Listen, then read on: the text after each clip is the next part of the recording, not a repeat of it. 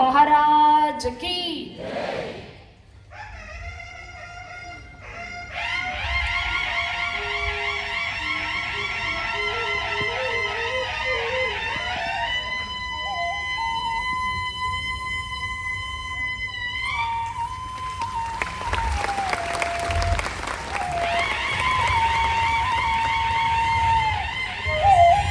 अवधूत चिंतन श्री गुरुदेव दत्त श्री स्वामी सुत महाराज की जय। सगळ्यांनी टाळ्याच्या गजरात त्यांचं स्वागत करूया। अवधूत चिंतन श्री गुरुदेव दत्त श्री स्वामी समर्थ महाराज की जय। उपस्थित आहेत अक्कलकोटवरनं खास ते आपल्या या सोहळ्यासाठी त्यांची उपस्थिती लाभली आहे। आपलं महत् भाग्य आहे। खूप खूप धन्यवाद। श्री स्वामी समर्थ। मोठ्यांच्या उर्वशीमुळे सतत राबता असायचा। बाबा सबनीस हे विद्वान व्यासंगी होते। अक्कलकोट संस्थांमध्ये अधिकारी पदावर असलेल्या बाबांनी विरक्ती येऊन ती नोकरी सोडली आणि माणिक नगरला धाव घेतली। तिथे प्रभू दरबारात स्वामी समर्थ महाराजांचे प्रथम दर्शन घडून बाबा सबनीस स्वामींच्या सेवेत रुजू झाले। ते अगदी अखेरपर्यंत सुमारे 22 वर्ष स्वामींच्या सोबत सावलीसारखे असलेले बाबा हे अन्य सेवेकऱ्यांपेक्षा वेगळे होते। त्यांना स्वामींकडून ऐहिक गोष्टींची अपेक्षा कधीच नव्हती। होती ती ज्ञान लालसा, आत्मोद्धाराची तळमळ। विविध धर्म ग्रंथांचे वाचन, मनन, शास्त्र चर्चा, सत्संग ह्यात ते घडलेले असत। महाराजांसाठी वस्त्रे विणीत, आसने तयार करीत, सुगंधी द्रव्य अत्तर बनवीत। रात्रीच्या वेळी महाराज झोपले की त्यांचे दोन्ही पाय आपल्या मांडीवर घेऊन स्वच्छ करून पायात रुतलेले काटे हळुवारपणे काढीत। स्वामींच्या आज्ञेनुसार बाबा सबनीसांनी संपूर्ण गीता हस्तलिखित केली। चरित्रातून प्रत्येक सेवेकराचा जर अभ्यास करायचा बनलं तर प्रत्येक सेवेकराकडनं महाराजांनी अशा काही गोष्टी करून घेतल्यात की आपण विचार पण नाही करू शकत। आता तुम्ही ऐकलं असेल बाबा सबनीसांनी महाराजांच्या पायाला लागलेले ते स्वच्छ करून आणि वगैरे, मग किती मोठा अधिकार होता हा। आणि त्यांच्या पंथी आज आपल्यात उपस्थित आहेत। तब्येत बरी नसताना पण ते आपल्याला विनंतीला मान देऊन या ठिकाणी आल्यात, त्यांचे खूप खूप आभार। श्री स्वामी समर्थ महाराज की जय।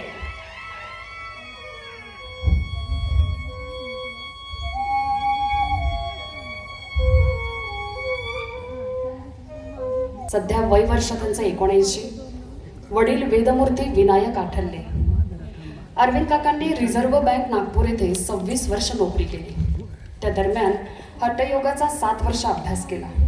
घरचा कर्ता पुरुष म्हणून सगळ्या जबाबदाऱ्या अगदी योग्य पद्धतीनं पार पाडत असतानाच संसार प्रपंच ह्यातून मन विटत गेलं। कारण आपल्याला एखादे देहधारी गुरु असावे अशी त्यांची इच्छा होती। गुरूंच्या शोधासाठी नोकरी आणि घर सोडलं आणि आळंदीच्या श्री नरसिंह सरस्वती स्वामी महाराज यांच्याशी कर्मधर्म संयोगाने त्यांची भेट झाली आणि त्यांच्याशी सुसंवाद सुरू झाला। त्यानंतर अरविंद काका शिष्य बनण्यासाठी इतके पात्र ठरले की नरसिंह सरस्वती स्वामी महाराजांकडून गायत्री मंत्राची दीक्षा त्यांना प्रदान झाली। त्यानंतर लगेच श्री दत्त कृपेने दत्त संप्रदायाची सुद्धा दीक्षा मिळाली। अध्यात्माचा सुलभ प्रवास इतका सहज आणि अनपेक्षितपणे सुरू झाला की सोबत अनेक दिव्य सुखद अनुभव आले। त्यात सत्पुरुषांच्या भेटी आणि मार्गदर्शन लाभले। हे सर्व करत असताना 24 वर्ष अखंड गायत्री पुरस्चरणाचा त्यांचा संकल्प पूर्ण झाला। तसेच भौतिक जगात जगत असताना तरुणांना पण लाजवेल असं आधुनिक युगात मीडिया क्षेत्रात ते कार्यरत आहेत। अत्यंत प्रामाणिक हेतू म्हणजे जे लोक अध्यात्मात आहेत, ज्यांनी समाजात आध्यात्मिक विचार प्रसारित केलेत, लोकांच्या मनात परिवर्तन केले, अशा लोकांच्या मुलाखती घेऊन गेली 5 वर्षे त्यांचे आध्यात्मिक विचार YouTube चॅनलद्वारे त्यांनी प्रदर्शित केले, ज्यामुळे समाजाला एकतरी चांगला विचार वेळोवेळी देऊन आपली सामाजिक जबाबदारी देखील पार पडेल। हे सर्व करण्यामागे कारण एकच, गुरु ह्या संकल्पनेच्या शुद्ध वैचारिक भूमिकेचा प्रचार करण्याचे काम अविरतपणे चालू राहावे। ह्यामुळे अनेक संत पुरुषांवर व्हिडिओ बनवले. त्यासाठी त्यांनी केलेले कष्ट याविषयी माहिती दिलेली आहे. तसेच अन्नपूर्णेच्या कृपेने पाककलेवर 225 पेक्षा जास्त व्हिडिओ त्यांनी दिले. आजपर्यंत जवळपास 1500 विविध विषयांवरील व्हिडिओ प्रसारित केले आणि ते लोकांना अतिशय आवडले. लोकांची भरभरून दाद त्यांना मिळाली. लोकांच्या प्रेमामुळे अनेक प्रेरणादायी मुलाखती प्रसिद्ध झाल्या. संत चरित्रे, गुरुचरित्र, गायन, वेगवेगळी मंदिरे ह्यांचा अभ्यास करता करता भरपूर आध्यात्मिक प्रवास देखील झाला. त्यात पाककलेची आवड असल्याने विविध विषयांना स्पर्श केला. श्री स्वामी समर्थ, श्री गोंदवलेकर महाराज, नवनाथ संप्रदाय, श्रीपाद, श्री वल्लभ, श्रीमद भागवत, पंढरपूर आणि श्री विठ्ठल वारकरी संप्रदाय, श्री शंकर महाराज यांच्यावर सिरियल्स केल्या आहेत. आणि आता सध्या श्री गजानन महाराज यांच्यावरची सिरियल चालू आहे. अरविंद अठल्ले काका आपल्या आवड, कौशल्य आणि उत्कृष्टतेची वचनबद्धता आम्हा सर्व स्वामी भक्तांसाठी प्रेरणादायी आहे. आतापर्यंतच्या तुमच्या उज्ज्वल यशाबद्दल खूप खूप अभिनंदन आणि पुढील यशस्वी वाटचालीसाठी खूप खूप मनापासून स्वामीमय शुभेच्छा. आज विनंतीला मानून आपण इथे उपस्थित राहिल्याबद्दल आपले मनापासून आभार. अनंत कोटी ब्रह्मांड नायक राजाधिराज योगीराज परब्रह्म सच्चिदानंद सद्गुरु श्री अक्कलकोट निवासी श्री स्वामी समर्थ महाराज की, श्री स्वामी समर्थ महाराज की.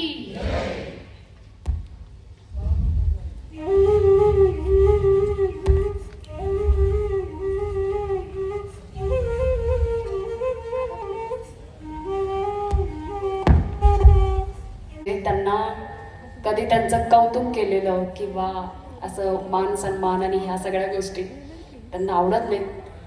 जेव्हा ह्या कार्यक्रमाबद्दल त्यांना सांगितलं आणि आमंत्रित केलेलं, म्हणजे लहान बाळासारखे आडेवेडे घेत होते का, तर मला हे सगळं नको आहे.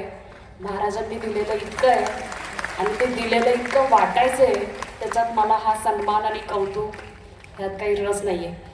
पण कुठेतरी समाजात महाराज कशा कशा पद्धतीने कोणावर कशी कशी कृपा करतात हे कळावं.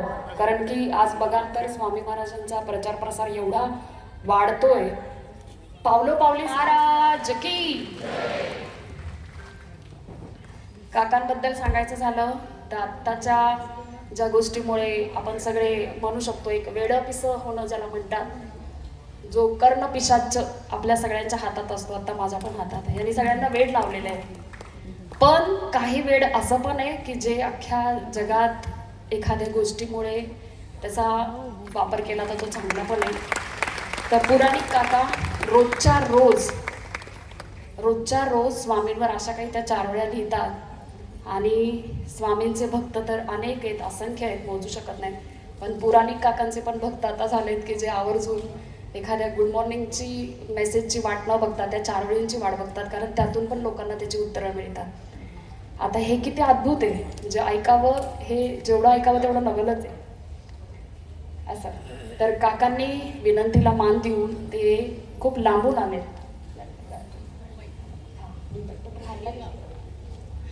गिरगावच्याच पुण्य क्षेत्रातून ते आले. सगळ्यांच्या उपस्थितीत आपलं मनापासून स्वागत. धन्यवाद. श्री समर्थ महाराज की.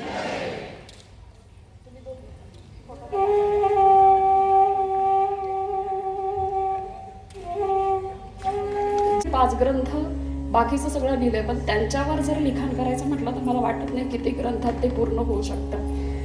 तर ह्या सोहळ्याची सुरुवात त्यांच्यापासून कशी झाली की करोनाच्या काळात आम्हाला जी खूप मोठी भ्रमंती व्हायची, सतत भेटणं व्हायचं, तर त्या इतकं सांगायच्या स्वामींबद्दल की महाराजांनी हे केलं, ह्या सेवेकऱ्यावर अशी कृपा केली आहे, म्हणजे आम्ही दुसरं काही बोलायची सोयच नसायची. त्या प्रत्येक वेळेस ते आणि ते जे जे सांगायच्या ते सांगताना ते चित्र समोर उभं राहायचं आणि मग ते सतत ऐकून अशा गोष्टी लक्षात आल्या की हा जे स्वामी सेवेकरांनी इतकं मोठं कार्य केलंय, त्या प्रत्येक ठिकाणी त्यांनी जाऊन त्या लोकांशी बोलून त्यांच्याकडनं त्या कार्याची पूर्ण दखल घेऊन इतका खडतर प्रवास करून एवढं मोठं साहित्य तयार केलं.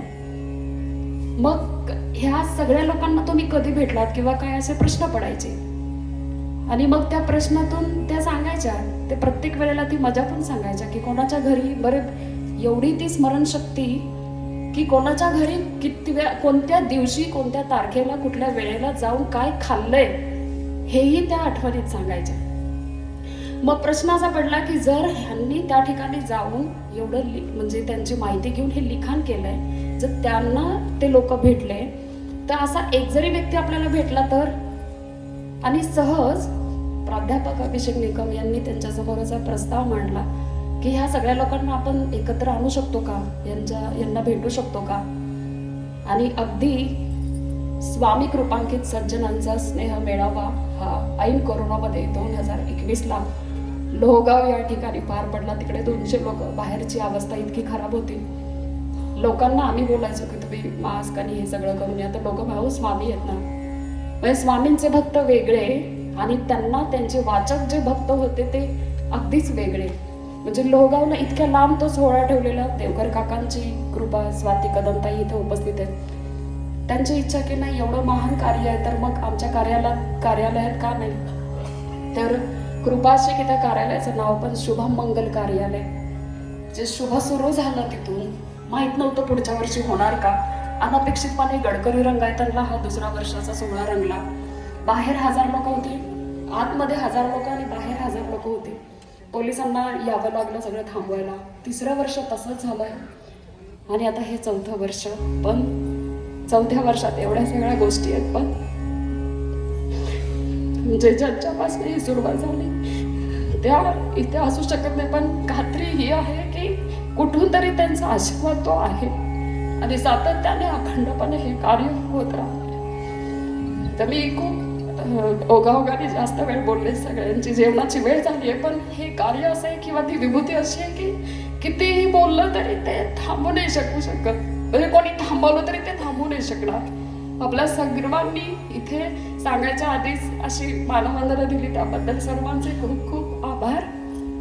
आणि मी भाऊ काकांना विनंती करेन की त्यांनी हा सन्मान, त्यांचे सुपुत्र स्वप्नील भट, क्षितिजा भट हे दोघं उपस्थित आहेत. आणि सर्वात मोठं अगदी म्हणजे बोलू शकणार नाही. बघा, कार्य करणारा माणूस असतोच, तो धडाडीने करतोच, प्रश्नच नाही.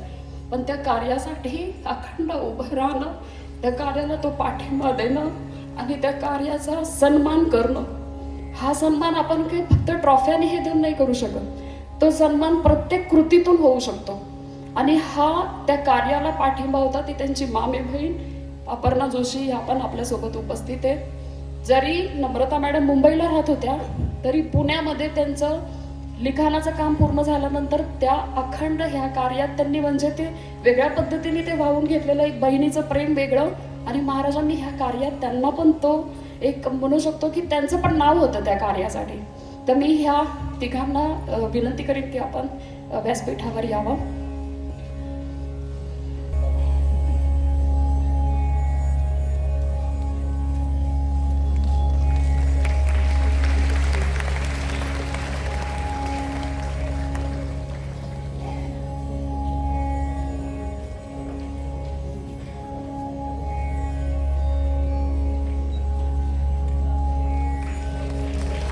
अवधूत चिंतन श्री गुरुदेव दत्त श्री स्वामी समर्थ महाराज की, श्री स्वामी समर्थ महाराज की.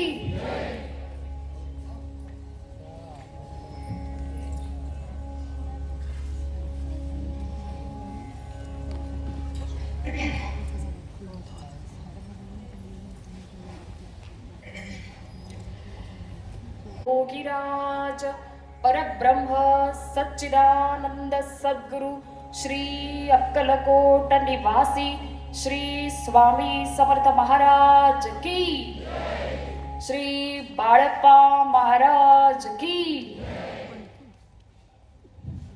जेवण मला वाटते सगळ्यांना मिळालंय ना. महाप्रसादाचा लाभ सगळ्यांनी कमी घेतलाय का जास्त घेतलाय हा फरक वाटतोय. कमी घेतलाय त्यांचा आवाज निघू शकत नसेल आणि जास्त घेतलाय त्यांना कदाचित झोप येत असेल असं वाटतंय. गमतीचा भाग आहे. पण आपण छान पुन्हा जय जयकार करू.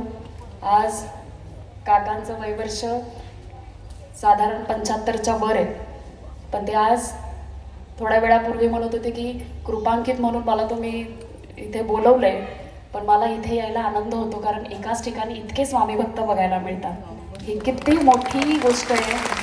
आणि त्या बाळप्पा महाराजांचा जो साधेपणा होता तेच त्यांच्या वंशजांमध्ये पण तोच साधेपणा आहे. अवधूत चिंतन श्री गुरुदेव दत्त अनंत कोटी ब्रह्मांड नायक राजाधिराज योगीराज परब्रह्म सच्चिदानंद सद्गुरु श्री अक्कलकोट निवासी श्री स्वामी समर्थ महाराज की मस्त.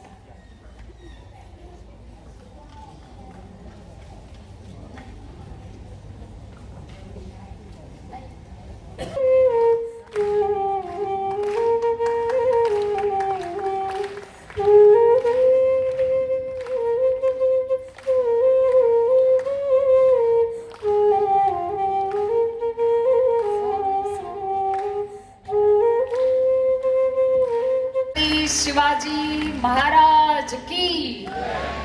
तुम्हाला वाटलं असेल मध्येच स्वामी सोडून मी छत्रपती शिवाजी महाराज, पण ते गरजेचे आहे कारण आज स्वामी महाराजांवर छत्रपती शिवाजी महाराजांवर बरेच संशोधन किंवा बरेच लिखाण झालंय, पण जिजाऊंवर लिखाण होणं, त्यांच्याबद्दल शोध घेऊन ते लिखाण होणं, त्यांच्यावर प्रवचन होणं, व्याख्यान होणं ही अगदीच दुर्मिळ आहे. म्हणजे गोष्ट तुम्ही ऐकली नसेल कधी. आणि हा ग्रंथ पण आहे 600 पानांचा, जो तुम्हाला हवा असणार कधीही आम्हाला कॉन्टॅक्ट करा. आणि मी आता प्रार्थना करेन की तुम्ही छोटंसं कौतुक स्वीकारा. श्री स्वामी समर्थ. अवधूत चिंतन श्री गुरुदेव दत्त श्री स्वामी समर्थ महाराज की. आता आपण सकाळपासून सन्मान, सकाळपासून विभूती, सगळ्या गोष्टी आपण पाहतोय, पण आता ह्या स्वामी कृपांकितांच्या स्नेह मेळाव्यात आपण आता एक मनोरंजनात्मक छोटासा एका सोहळ्याचं आपण उपभोग घेणार आहे.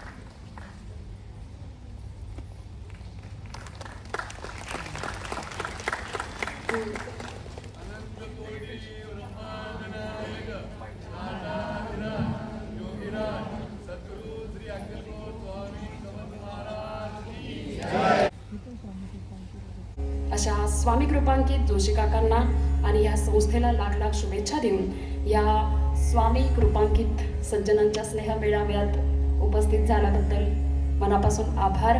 काकांची पण काही दिवसांपासून, काही महिन्यांपासून तब्येत बरी नसते, पण तरी सुद्धा प्रेमाच्या, आग्रहाच्या, आपुलकीच्या विनंतीला मान देऊन ते येतात, आशीर्वाद द्यायला ते येतात खऱ्या अर्थाने. आणि मी सगळ्यांना विनंती करीन उपस्थितांना की श्रीवर्धनला खूप इतकं सुंदर वातावरण आहे की प्रत्येकाने या ठिकाणी जावं, कारण एवढ्या वनस्पती एकाच ठिकाणी आणि त्यात बायकांचा अत्यंत प्रिय मसाले, तमालपत्र खूप अति ताजेच तुम्ही तिथून तोडून घेऊ शकता.